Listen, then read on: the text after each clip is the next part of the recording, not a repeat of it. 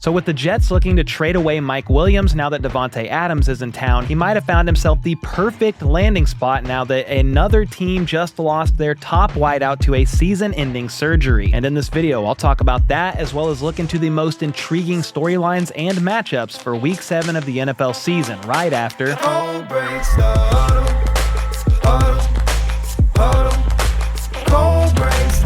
First up, life has been coming at Mike Williams extremely fast over the last few days here. On Monday night against the Bills, he supposedly ran the wrong route, according to Aaron Rodgers anyway, and was to blame for that late INT that sealed the game. Allen's down the seam, Mike's down the red line. So I'm looking at Allen, he puts his hand up, 3 guys go with him, so I'm throwing a no look to the red line. And when I peek my eyes back there, he's running an inbreaker.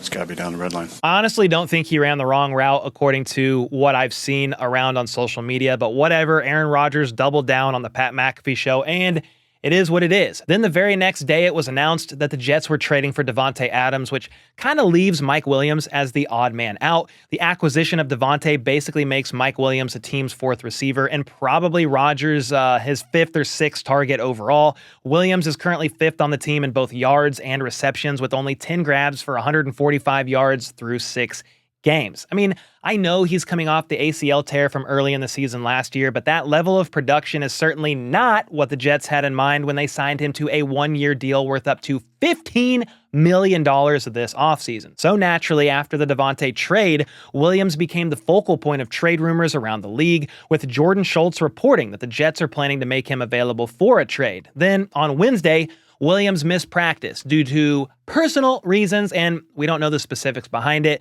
But it could very well be that he doesn't want to get injured before a trade, or maybe he was just frustrated with the whole situation altogether. However, he was back in the team facility on Thursday, so who really knows? What we do know is that there are 3 teams that have already expressed interest in the 30-year-old wideout. According to Diana Rossini of The Athletic, the Chargers, Steelers, and Saints are among a number of teams that have reached out about a potential trade. All 3 of those teams make sense to me. He spent his first 7 seasons in the league with the Chargers and is very familiar with the system and with quarterback Justin Herbert. They traded Keenan Allen to the Bears, then released Mike Williams, both moves made for cap reasons in the offseason, then drafted Quentin Johnston and Ladd McConkey in the last 2 drafts, but Herbert has way more experience and chemistry with Williams, and that would likely be a seamless fit, especially if he can stay healthy. The Steelers were reportedly in on both Brandon Ayuk and Davante Adams before their situations got settled, and after George Pickens, they don't really have a quality number 2 receiver. Then there's the Saints, who might honestly be the favorites to land Williams after the unfortunate news they got today regarding Rashid Shaheed.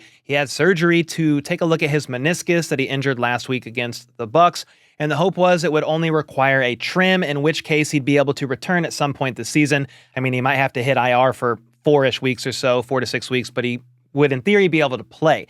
The unfortunate news that Adam Schefter, that little D-bag, reported today is that the doctors wound up fully repairing the meniscus in his knee, and he's now looking at a 4 to 6 month recovery instead of 4 to 6 weeks. That means his season is now over as he heads to IR. This is a massive loss for the Saints, who are already dealing with injuries to Derek Carr, Chris Olave, and Taysom Hill, among others. Shaheed was leading the team in receiving yards and touchdowns and was averaging 17.5 yards per catch, operating as their downfield threat. He was also their punt returner and was a great one at that, leading the NFL with 15.9 yards per return. So while Mike Williams may not be a 1-for-1 replacement for Shaheed, I mean, let's be honest, he won't. He would at least give them another quality, in theory, quality receiver opposite Chris Olave. But what do you guys think? Should the Saints make the move for Mike Williams, or should another team like the Chargers or Steelers trade for him instead? Ultimately, it takes 2 to tango, and the Jets may be more incentivized to send him to an NFC team rather than another AFC team. So either way, let me know your thoughts in the comments down below. But before I get into these unique games and storylines for Week 7, I'm feeling great about this week's pick'ems on Underdog, which is of course the best and easiest place to play fantasy sports. They are not only offering up to $1,000 in bonus cash for new signups, but if you use code CBTH, you'll also get a free Aaron Rodgers pick to use on one of your pick'ems. So combine the free pick with the pick'ems I'm about to mention, or replace it with one you're not confident in, And let's get it going. I hit the higher on Drake May's 205.5 passing yards because the Jags are giving up over 276 yards a game in the air. That's the worst in the league, and May threw for nearly 250 yards in his debut last week. Then the Detroit Lions have the fourth most passing yards per game. Meanwhile, the Vikings are the third worst passing defense in the league. So I'm rolling with the higher on Goff throwing for more than 249.5 passing yards, something he's easily done in back-to-back games. Stephon Diggs has caught more than 68.5 passing yards in 4 straight games. Meanwhile, the Packers have given up the 8th most passing yards per game, so it's the higher for me, definitely. Chris Godwin had 125 yards last week, and not only are the Ravens the second worst passing defense, giving up 275.7 yards per game, but Mike Evans reportedly tweaked something in his leg that's been nagging him, so he may very well play, but Godwin could see an increased workload again. So it's the higher on his yards for me. Next up, Noah Gray has had back-to-back games catching well over 13 yards, and with Juju Smith-Schuster popping up with a hamstring injury at Thursday's practice for the Chiefs, I think Mahomes may lean even more on his tight ends. So there you have it. I put a quick $15 down for a chance to win 20x on my money, and whether you agree or disagree with me,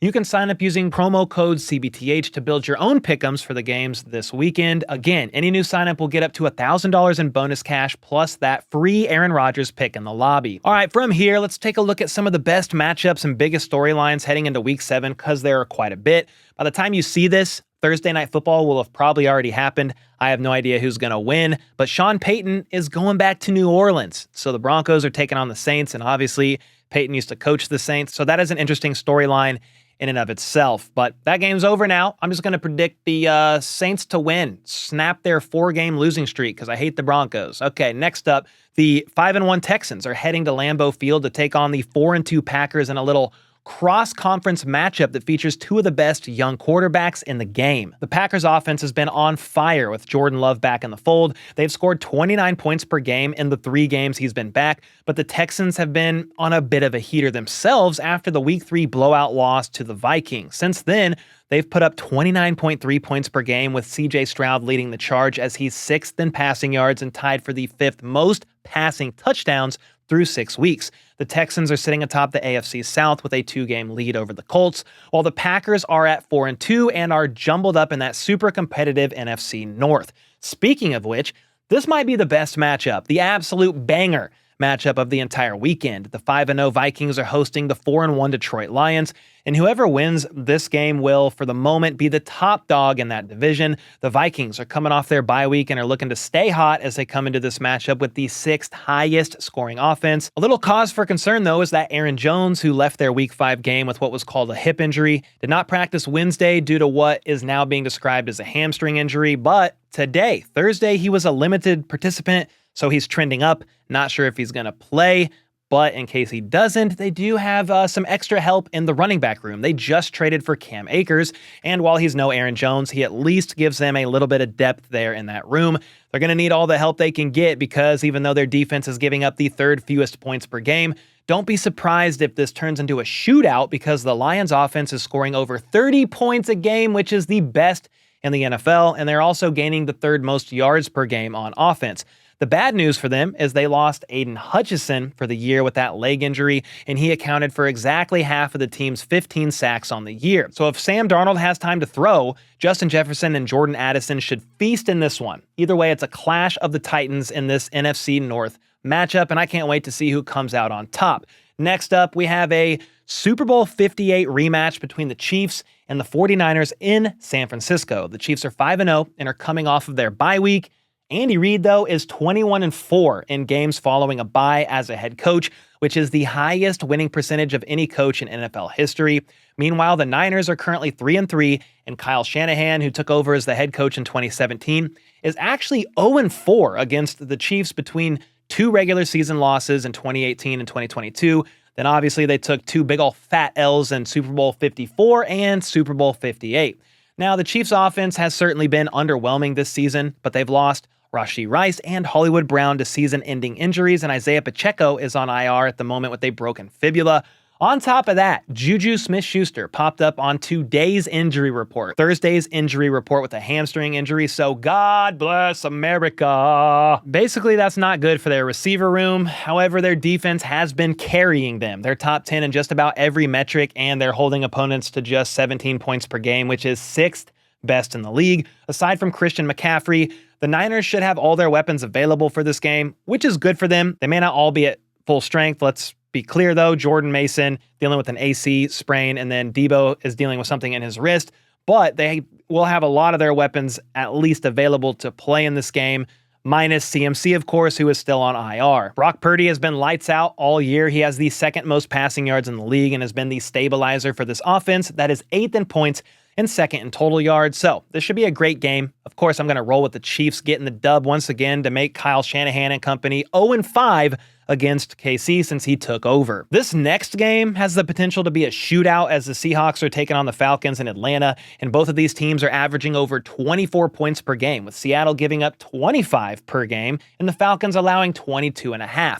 The Seahawks need this one very badly. They've dropped 3 straight games, gag, after starting out the season 3-0. It's going to be a tough task, though, as the Falcons have won 4 of their last 5, including 3 straight wins, all against division opponents. Geno Smith leads the league in passing yards, and Kirko Chains isn't far behind him at 4th. So this should be a fun, air-it-out type of game. Next, the god-awful 1-5 Browns are hosting the god-decent-ish 2-4 Bengals. This may not look like the sexiest game on paper, but I'm honestly excited to see how Nick Chubb looks in his long-awaited return from that nasty knee injury he suffered last year. I talked about it in more detail in yesterday's video, but this is his first game back, and while Browns offensive coordinator Ken Dorsey said that his workload is, quote, still a work in progress, I'm hoping he at least looks like himself and breaks off a couple big runs, especially since they are playing the Bengals. Please, Nick, do it for me. Then for the Sunday night game, the Steelers are hosting the Jets for what is already New York's 4th primetime game in 7 weeks. God help us all. However,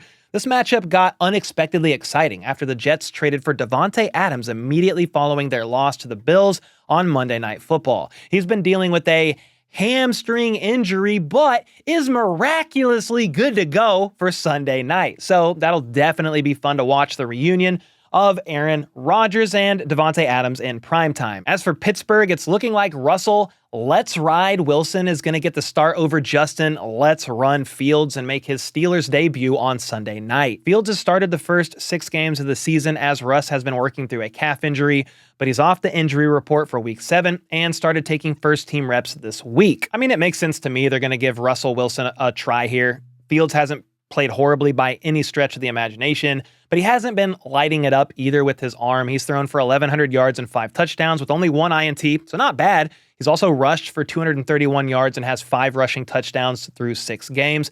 The problem is he's fumbled 4 times, and he isn't as reliable in theory as Russell Let's Ride Wilson in the pass game, and I think they want to get their biggest weapon, George Pickens, more involved, which Russ should be able to do more than Fields. Justin was asked about his potential demotion, and here's what he had to say about it. I mean, I don't think I played, good enough.